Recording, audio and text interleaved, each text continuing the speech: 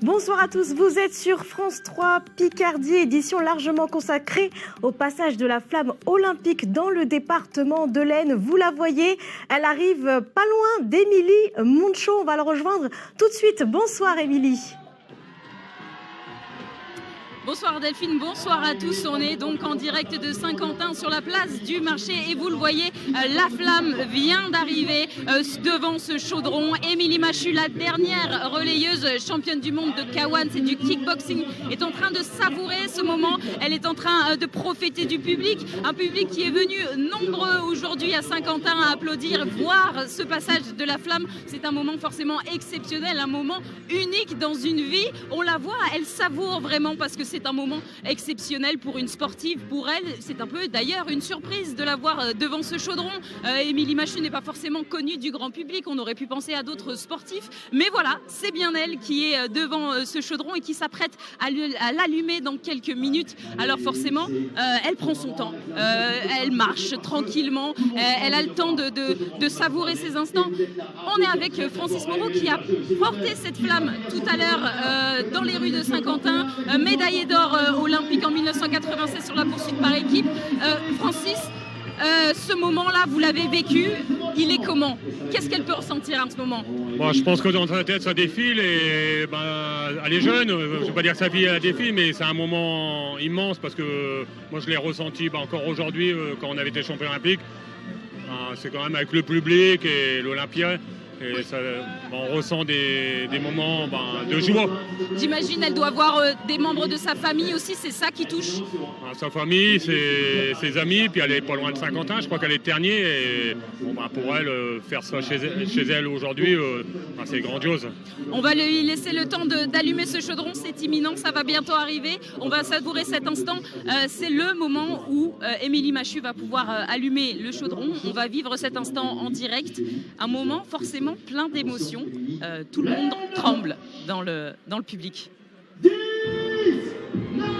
Le compte à rebours, forcément, avant le chaudron, c'est imminent.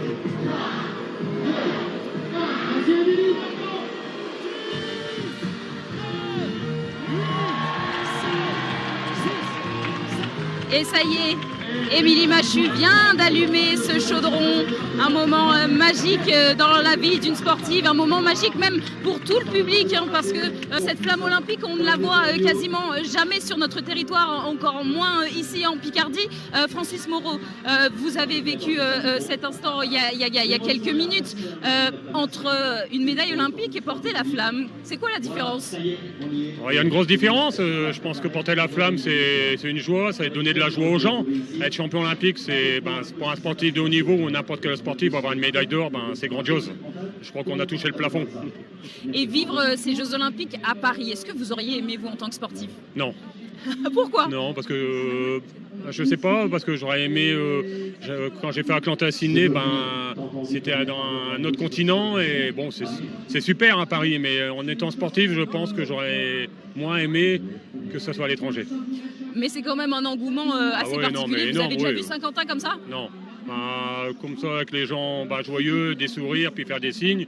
On se croyait à une étape du Tour, il y a 2 jours, on fait signe aux gens. Justement, vous étiez au Tour, vous aviez tenu à revenir ici spécialement pour pouvoir participer à cette flamme. Oui, pour la ville de Saint-Quentin, pour mes amis, pour la famille. Et je pense que c'est important aussi, c'est un moment immense et puis il faut savoir respecter ces choses-là. Merci beaucoup Francis.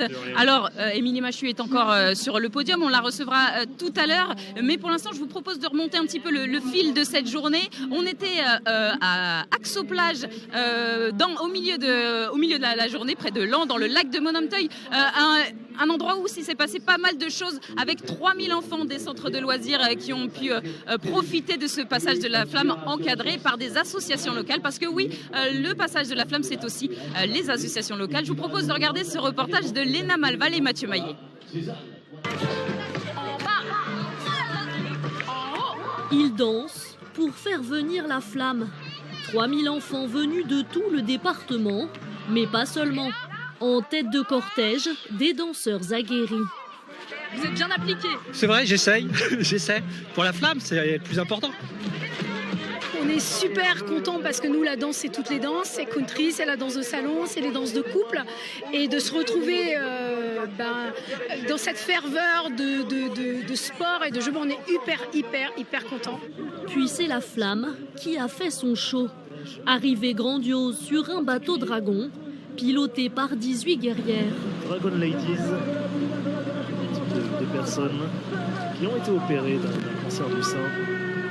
La flamme débarque à Aix-aux-Plages entre les mains d'un sportif, facteur dans la vie, sous le regard de sa compagne. C'est émouvant. Ouais, c'est émouvant de le voir. C'est un honneur pour lui de porter la flamme, qu'on soit tous réunis. Et dans un beau lieu, il a eu la chance d'être sur le bateau en plus, donc que du bonheur ce moment. Un moment unique pour la base de loisirs qui accueille chaque année des milliers d'Axonnais. Le relais de la flamme a traversé le site et fini son passage sous les yeux ébahis des plus jeunes. Elle est très jolie et puis je suis très heureuse parce qu'à mon avis ce sera la première et dernière fois que je la verrai et du coup voilà, je suis contente. Je la voyais un peu plus grande mais elle en impose quand même de près.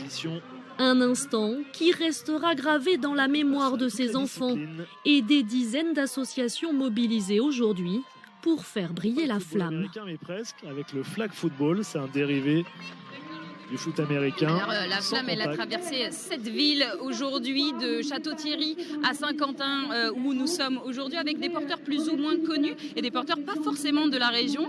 Il y avait par exemple Erwan Le Péchou, escrimeur 4 fois champion du monde, champion olympique par équipe, qui a porté cette flamme. Maurice Ouvion, célèbre entraîneur d'athlétisme qui a entraîné le champion olympique Jean Galfionne en 1996, était aussi du côté de Soissons. Cédric Denuzière, lui, il est bien de chez nous, c'est un paratriathlète.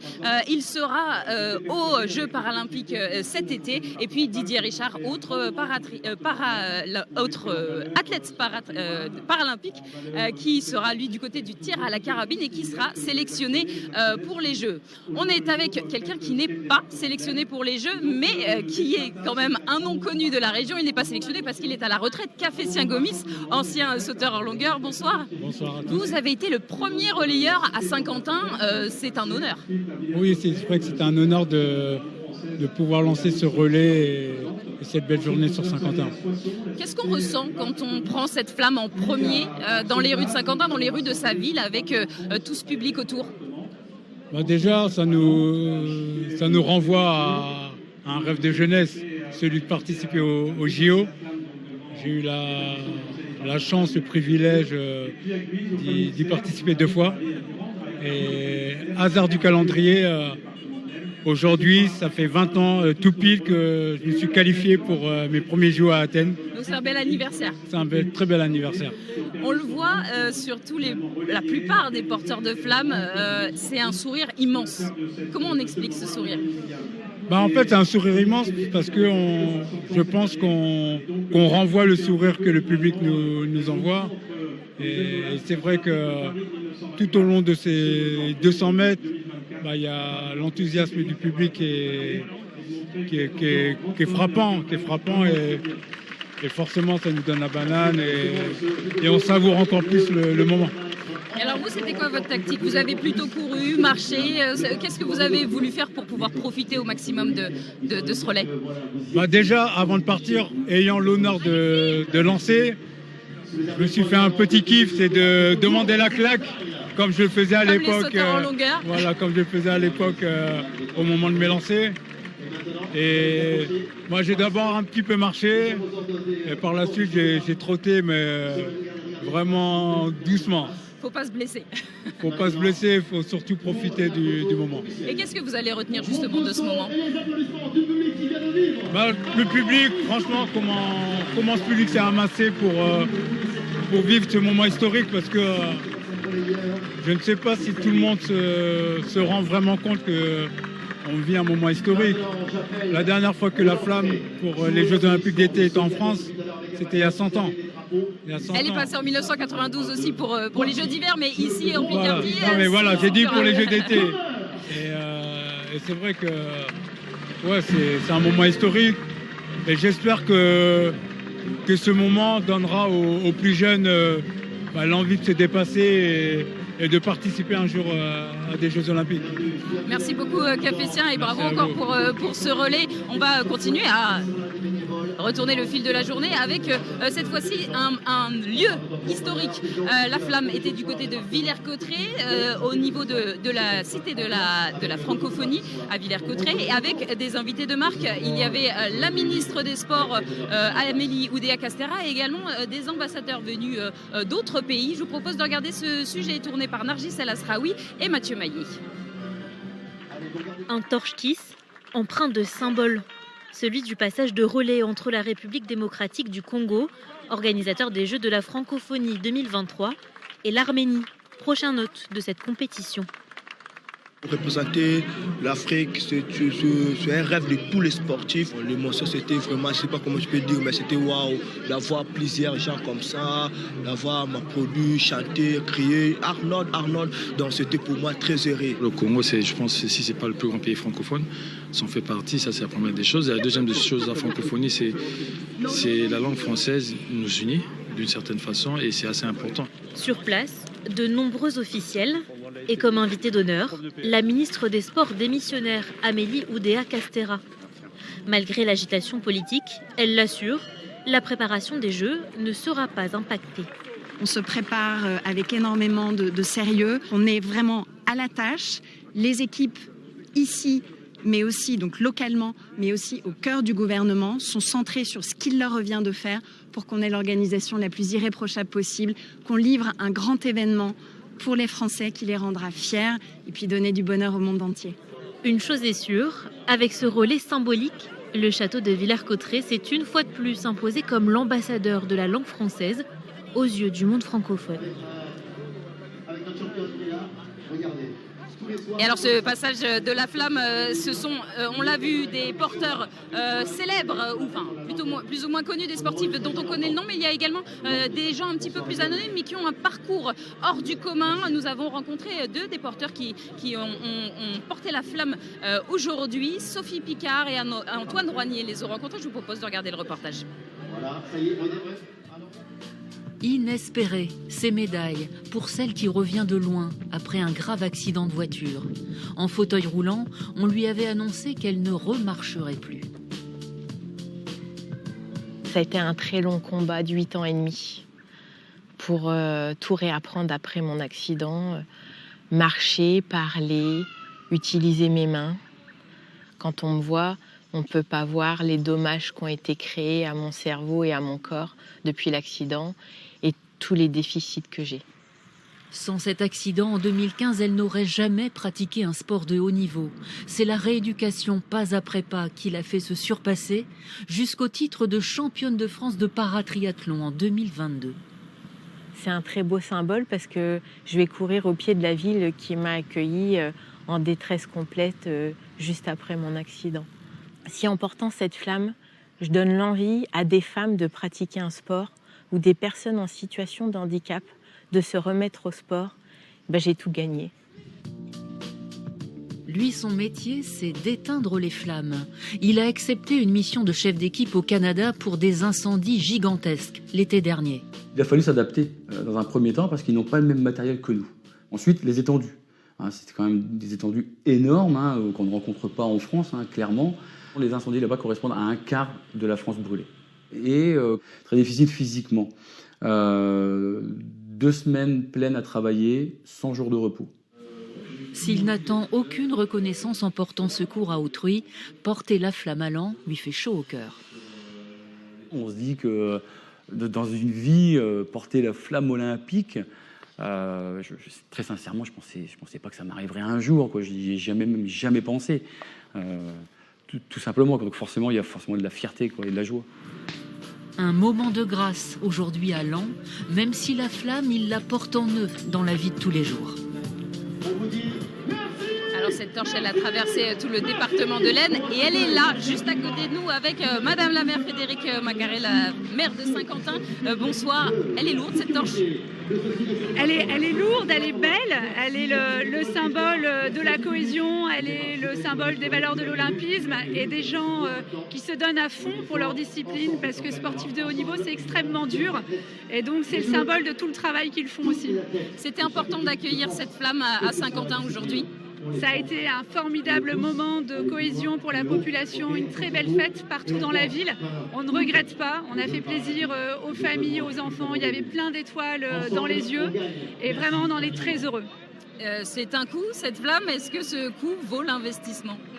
Écoutez, nous avons eu la chance que ce soit le département qui finance cet événement. Donc pour nous, ça a vraiment été extrêmement intéressant. Et quand on voit le bonheur des enfants, le bonheur de la population, vraiment plusieurs dizaines de milliers de personnes sur tout le département de l'Aisne, je pense que c'était une très belle journée.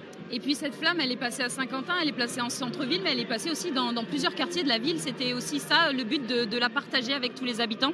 Que la fête soit pour tout le monde, dans tous les quartiers. C'est comme ça qu'on a construit cette journée et autour aussi de nos sportifs de haut niveau. On le voit, en plus, Café Saint-Gomis a tenu à rester. C'était ça aussi, mettre en valeur les différents médaillés du coin, de la ville. Exactement, et les participants. Et c'est vrai que Café Sien a participé à 2 Olympiades. On a rêvé avec lui, il a toujours eu de belles valeurs, qu'il continue à avoir aussi. Donc c'était un plaisir de l'avoir à nos côtés. Il a démarré le passage de la flamme dans Saint-Quentin et c'était un vraiment joli moment de cohésion. Qu'est-ce que vous avez pensé de l'ambiance dans votre ville? Comment vous l'avez trouvé? Est-ce que vous l'avez reconnu? Ouais, c'était merveilleux, c'est pas fini. On continue la fête ce soir également. C'était plein de sourires, très détendu. Vraiment une journée de vacances extraordinaire. Eh bien, merci beaucoup, Madame la maire, d'avoir été avec nous. On va justement voir les belles images de ce passage de la flamme. Elle est passée dans 7 villes aujourd'hui: Château-Thierry, Villers-Cotterêts, Soissons, Axo-Plage, Laon, Guise et puis Saint-Quentin. Je vous propose de revoir les plus belles images de ce passage de la flamme dans l'Aisne. C'est avec le récit d'Enza Bonucci. Pour cette 59e étape, le relais de la flamme a débuté sa course sur les bords de Marne, à Château-Thierry. Dans la ville natale de Jean de La Fontaine, passage obligé sur la place qui porte le nom du fabuliste. Après l'église Saint-Crépin, la flamme est partie à l'assaut du château de la ville, l'une des plus anciennes forteresses du Moyen-Âge. Direction Soissons, l'une des premières capitales du royaume des Francs. Top départ du relais, au pied de l'abbaye Saint-Léger. Puis, après un détour place de la République, devant l'Aigle ailé, la flamme s'offre une traversée face à l'abbaye Saint-Jean-des-Vignes. Elle finit son parcours soissonnais aux portes de la cathédrale gothique pour admirer de près sa nef et ses vitraux colorés. Autre cité médiévale visitée par la flamme, la ville fortifiée de Laon. Le relais longe les remparts de la ville haute et frôle les murs de la citadelle. La flamme s'offre ensuite une virée proche de l'imposante église Saint-Martin et de la cathédrale de Laon, chef-d'œuvre gothique du XIIe siècle. Dans l'Aisne, la flamme a aussi illuminé la ville de Guise, au pied du donjon du château de la ville et de ses ruines.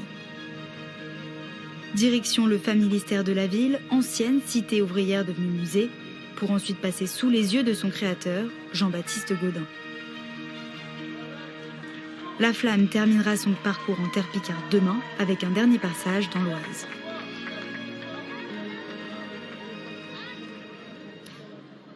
On est avec les deux des héros du jour, Jérôme Thomas, ancien boxeur et médaillé olympique, et Émilie Machu qui a donc allumé cette fameuse torche. On va commencer avec vous, Émilie. On vous a vu arriver de manière solennelle. Vous étiez très concentrée. C'est comme une arrivée sur le ring. Oui, et enfin, je préférais rester concentrée parce qu'à tout moment, il aurait pu se passer quelque chose, trébucher sur la marque ou quoi qu'est-ce. Du coup, non, on m'a dit de rester concentré, fixer notre objectif qui ce soir c'était le chaudron. Et ouais, je me suis mis dans ma bulle et puis voilà le résultat qu'il y a eu. Votre cœur, il allait à combien quand vous avez marché sur ce plateau? Très vite, très vite, parce que toutes les émotions sont montées d'un coup.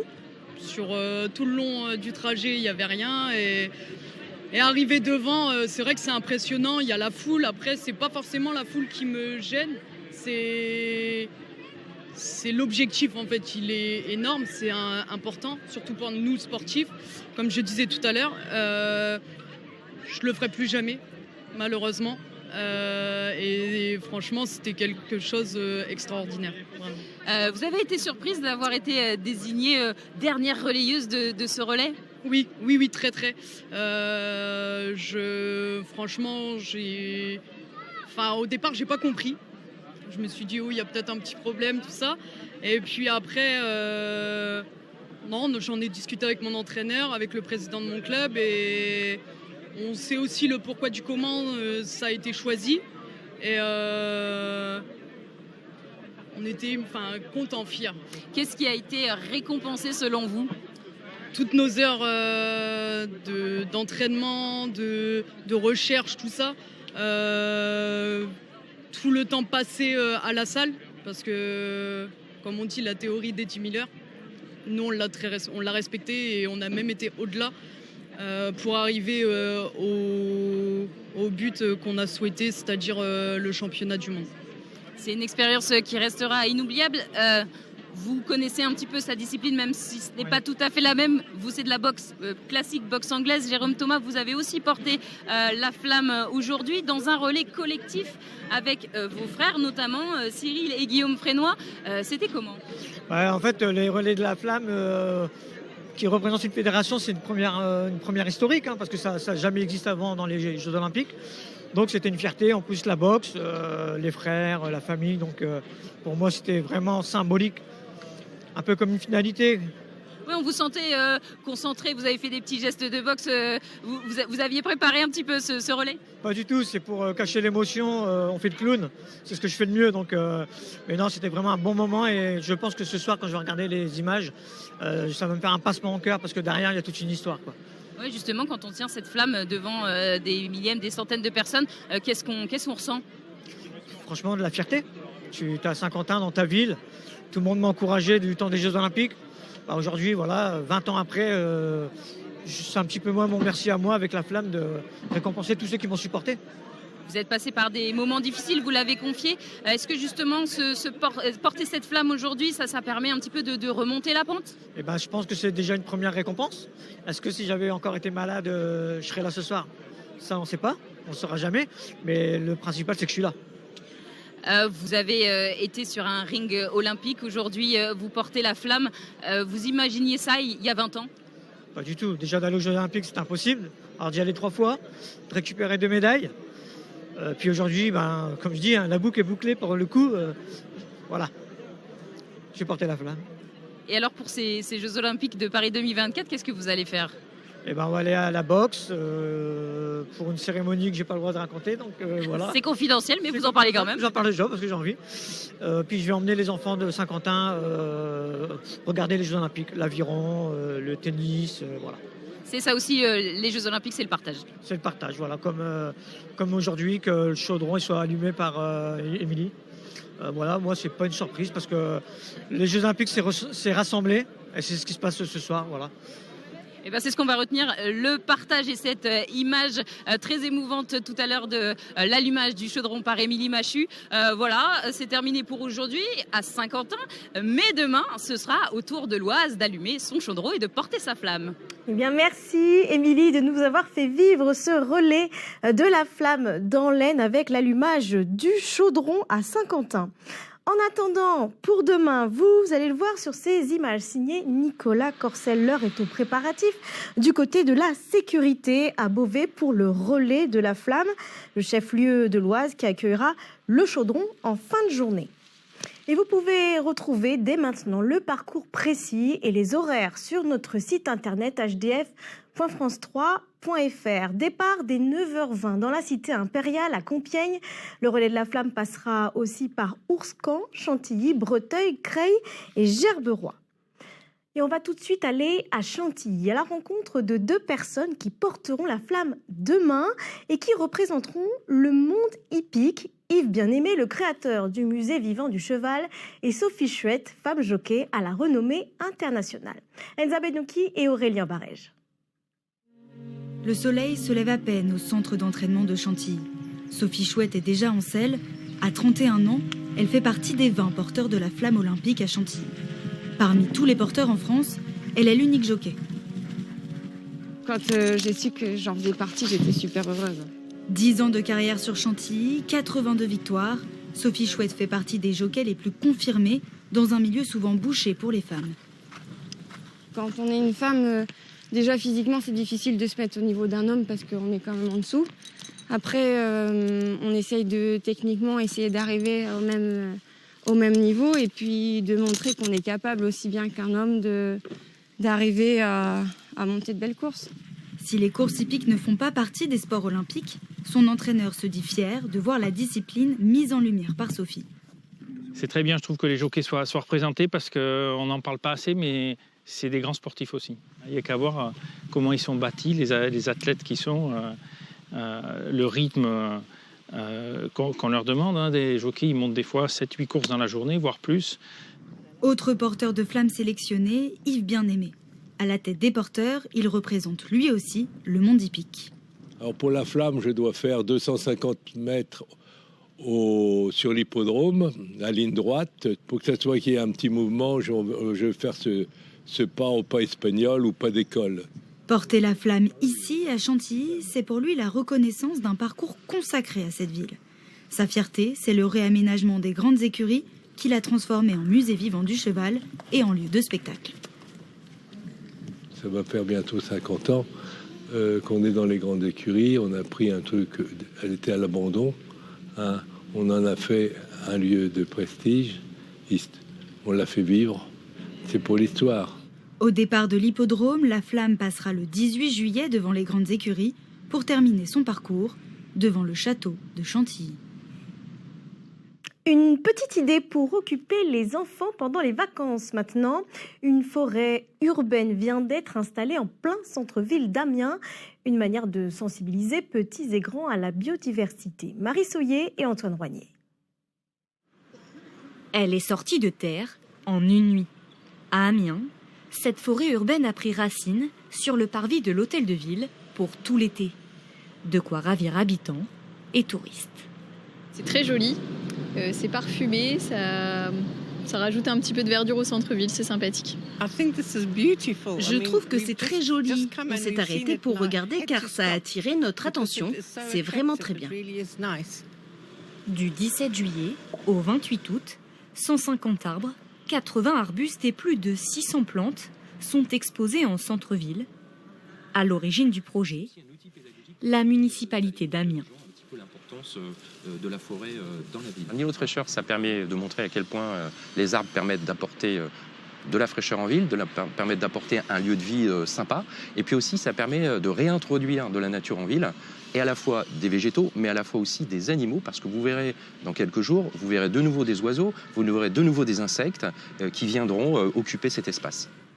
Tous les mercredis après-midi, les équipes des espaces verts organiseront également des discussions et événements autour de la nature et de l'écologie. Une initiative saluée par plusieurs chercheurs. Ça permet justement de communiquer sur plein de thématiques importantes que nous on aborde en écologie et en recherche, que sont par exemple les espèces exotiques qui peuvent avoir un caractère envahissant dans certains contextes, sur l'importance aussi de la biodiversité et du mélange des espèces en contexte de changement climatique et de réchauffement notamment. À la fin de l'été, 90% des végétaux de la forêt urbaine seront réimplantés dans la ville d'Amiens. Un tragique accident a eu lieu sur la rocade ouest d'Amiens ce mercredi. Un camion transportant des chevaux s'est renversé en travers de la chaussée. Plusieurs animaux ont été tués, d'autres sont blessés. Des ralentissements ont eu lieu sur la rocade le temps que les secours s'occupent de la situation. On passe à l'actualité en France et dans le monde. L'Église catholique est en émoi. L'abbé Pierre est accusé d'agression sexuelle sur au moins 7 femmes. Ce sont les conclusions d'un rapport publié aujourd'hui. Rapport commandé par Emmaüs et la Fondation Abbé Pierre suite à des témoignages et une enquête interne. Les faits auraient été commis entre 1970 et 2005. Pour rappel, l'abbé Pierre est mort en 2007. Les explications de Manon Boucaud. Pour beaucoup, l'abbé Pierre était une figure, le prêtre devenu icône qui défendait inlassablement les sans-abri. Un homme rattrapé aujourd'hui par des accusations d'agression sexuelle. 7 femmes le mettent en cause dans ce rapport interne pour des faits qui auraient été commis entre la fin des années 70 et l'année 2005. L'une d'elles évoque des contacts sur sa poitrine alors qu'elle est mineure, dans la maison familiale où l'abbé Pierre était invité. Puis elle raconte ce baiser forcé quelques années plus tard. Au moment de lui dire au revoir, il a introduit sa langue dans ma bouche d'une façon brutale et totalement inattendue. Une autre fois, il lui proposera, dit-elle, de s'allonger sur un lit. Dans les témoignages, des similitudes avec une attirance du prêtre pour les poitrines. Il s'est mis à me tripoter le sein gauche. Je n'ai pas réagi. Pendant qu'on parle du travail, il pose ses mains sur ma poitrine. Une chambre d'hôtel ou encore un bureau. À chaque fois, les faits décrits se déroulent à l'abri des regards. Nous avons réussi à contacter sœur Véronique Margron qui a recueilli le témoignage de l'une de ces femmes. C'était une conversation à la fois extrêmement grave, de sa part aussi très pudique, avec la peur de dire à chaque fois qu'il s'agissait de l'abbé Pierre, de bien préciser qu'elle ne voulait pas nuire au mouvement Emmaüs. C'est à la suite d'un signalement reçu en 2023 qu'Emmaüs mandate un cabinet pour enquêter sur le comportement du prêtre. Ce soir, l'Église catholique assure les victimes de sa profonde compassion, à l'image de l'archevêque de Rouen. Pour moi, c'est stupeur et douleur. Stupeur, surprise et douleur en pensant aux victimes. L'abbé Pierre est décédé il y a 17 ans, mais aujourd'hui, une femme prend sa défense. Annie Porte, premier enfant né dans une cité Emmaüs. J'ai du mal à y croire. Toute petite, j'allais voir l'abbé Pierre, j'allais en vacances chez lui et tout. J'ai jamais été ici. À ce jour, aucun de ces faits n'a été signalé à la justice. Ce soir, à Esteville, là où l'abbé Pierre a vécu, le centre Emmaüs a symboliquement fermé ses portes avec ce message, en solidarité avec les victimes. À 9 jours du début des Jeux Olympiques, Anne Hidalgo s'est baignée dans la Seine ce matin. Un grand plongeon aux symboles multiples, rassurer sur la qualité de l'eau et tenir une éternelle promesse politique, pouvoir se baigner dans la Seine, toute une histoire qui a coûté beaucoup d'argent, 1,4 milliard d'euros. En politique, Laurent Wauquiez et les Républicains avancent leur pion. Le groupe La Droite républicaine a proposé un pacte législatif au camp d'Emmanuel Macron. Gérald Darmanin trouve l'option intéressante et Gabriel Attal a promis de rencontrer tous ceux qui seraient partants pour cette initiative. Sabri Soltani, Thierry Curtet et Stéphanie Snige. Emmanuel Macron et Gabriel Attal regardent avec intérêt du côté de la droite pour bâtir une coalition. Pour les Républicains, pas question d'entrer au gouvernement. En revanche, ils comptent bien faire passer leurs idées et proposent un pacte législatif. Nous n'avons pas vocation, nous, à aller occuper des postes pour occuper des postes et porter le programme des autres en nous satisfaisant d'être assis sur des ronds de cuir. Ce qu'on veut, c'est que nos idées passent. Nous sommes prêts à les voter avec n'importe qui, Renaissance ou les autres. L'important, c'est que les choses avancent pour le pays et qu'on évite le blocage. Parmi leurs priorités, la revalorisation du travail, la restauration de l'autorité, la maîtrise de la dette et des dépenses publiques ou encore la lutte contre l'immigration que la droite qualifie d'incontrôlée. Des propositions regardées avec intérêt par une partie des députés du camp présidentiel. Moi je trouve d'abord que le pacte législatif de Laurent Wauquiez a le mérite de présenter le débat sur les idées et pas sur les hommes. Et il répond aussi en grande partie, je trouve, aux interrogations qui ont été formulées dans cette campagne. Intérêt stratégique aussi pour l'ex-majorité, qui lorgne sur les 66 députés LR et divers droites pour bâtir une coalition qui s'appuierait sur 229 élus. Mais c'est loin d'être fait, car d'autres députés de Renaissance se méfient des Républicains. Ça veut dire qu'il a été chercher le RN. À titre personnel, et on est nombreux dans ce groupe, après ce qu'on a vécu pendant 2 ans avec les Républicains, on n'a pas vraiment envie de signer un chèque en blanc et d'avoir une confiance absolue avec eux. Donc la réalité, c'est qu'on ne fait pas confiance au LR. Gabriel Attal, lui, compte sur la droite, mais pas seulement. Moi, je souhaite qu'on puisse travailler avec des personnes issues de la droite républicaine, avec des personnes issues de la gauche social-démocrate. Vous savez, les Français, quand l'essentiel est en jeu, ils dépassent les clivages. Premier test de ces nouveaux équilibres politiques demain, avec l'élection du président de l'Assemblée nationale. À gauche, le nouveau Front populaire vient de se mettre d'accord sur une candidature unique. Ce sera André Chassaigne, député communiste du Puy-de-Dôme, pour la présidence de l'Assemblée nationale. Les 228 salariés de Duralex ne sont toujours pas fixés sur leur sort. Le tribunal de commerce d'Orléans est en train de trancher.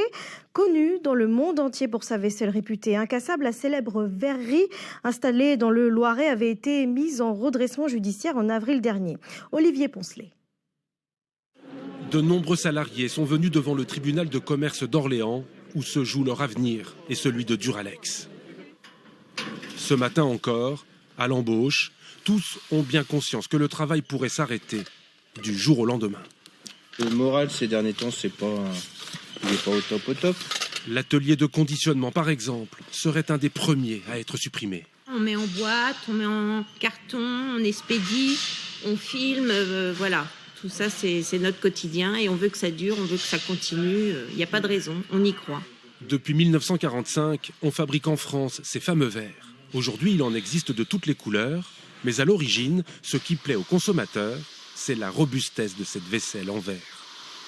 Des assiettes aux formes nouvelles qui peuvent être mises entre toutes les mains, même les plus maladroites. Duralex résiste.